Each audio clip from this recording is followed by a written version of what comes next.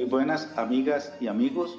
Hoy vamos a compartir con ustedes algunos conceptos básicos del autor Edgar Morin plasmados en su libro Introducción al Pensamiento Complejo. También este audio es parte de la evaluación del curso seminario exegético de autor centrado en Thomas Kuhn. Para iniciar, primero enfatizar que el pensamiento complejo de Edgar Morin se opone a todo lo que es la simplicidad. Por consiguiente, él, desde un inicio, va a decir que todas las disciplinas que son específicas, como la antropología, por ejemplo, la sociología, la psicología, entre otras, de las ciencias sociales como de las naturales, abarcan los fenómenos de una forma parcial. Si ese fenómeno se pudiera abarcar desde el concepto que él propone, que es de la complejidad, esto daría como resultado un estudio más profundo, porque se abarca el mismo fenómeno de diferentes ángulos. También se va a oponer, de este modo podemos también decir perfectamente, que se opone a otros autores de la época que reducen a la filosofía, al lenguaje o a una metafísica. En este periodo, a mediados del siglo XX y siguiendo todavía un poco más del siglo los años 70 y 80 del siglo XX, algunos autores propusieron reducir la filosofía solamente al lenguaje o a la metafísica. En cambio, él dice que no, que la filosofía no se puede ser tan reducir o ser reduccionista como otras disciplinas, sino que debe de tener en cuenta otras disciplinas para su estudio y de esa forma poder abarcar los fenómenos sociales de diferente época. Incluso no solamente el pensamiento complejo se debe de proponer para lo académico, sino también para lo social. Y cuando digo social es para ayudar al ser humano a resolver sus propias situaciones.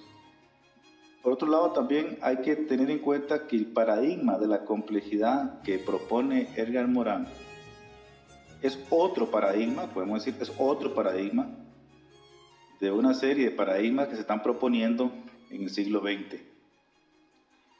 Sin embargo, hay que tener en cuenta que Edgar Morin no elimina, sino más bien que adhiere, o sea, recurre a la complejidad como una forma de reunir a la mayoría de las disciplinas para estudiar un mismo fenómeno. Desde ese punto de vista hay que tener en cuenta que los fenómenos, cualquier fenómeno que sea, que aparezca en la historia del ser humano, son complejos por sí mismos.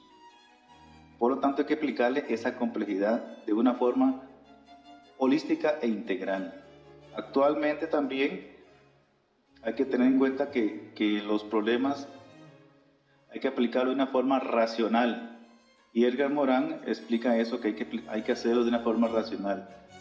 Esta propuesta de Edgar Morin es una propuesta epistemológica.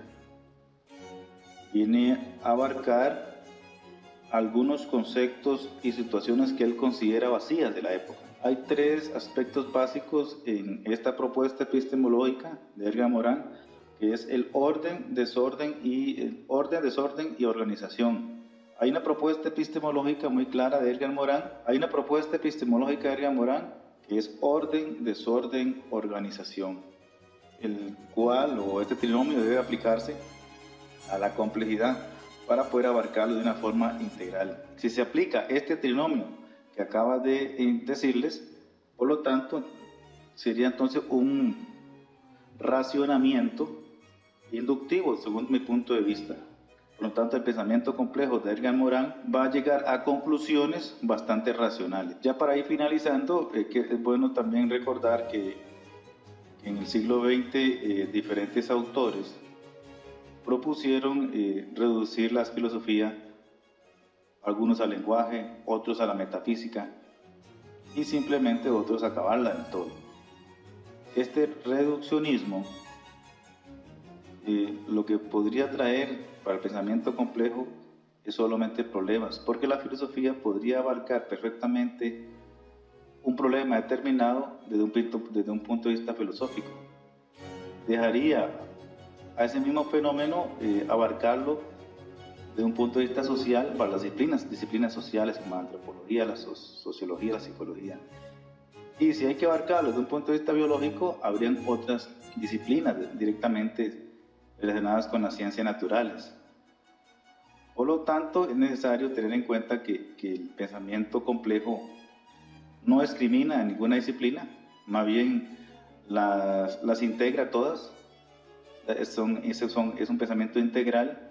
Se opone, una vez más les digo, al pensamiento filosófico de algunos autores reduccionistas. No ve la filosofía como algo dañino, sino todo lo contrario, ¿verdad? Es parte integral del ser humano, y en cada momento y en cada partida y en cada minuto el ser humano tiene problemas, parecen fenómenos a su alrededor, y hay en la sociedad fenómenos también, el cual deben abarcarse de una forma integral y holística e transdisciplinarios, los cuales podrían de una u otra forma ser estudiados siempre y cuando se tomen en cuenta diferentes disciplinas. Ya para finalizar, es bueno recordar también que el pensamiento complejo no es una forma solamente global, sino trata de hacer un pensamiento total, no solamente fijarse en las partes, sino en el todo del fenómeno. Muchas gracias y hasta luego.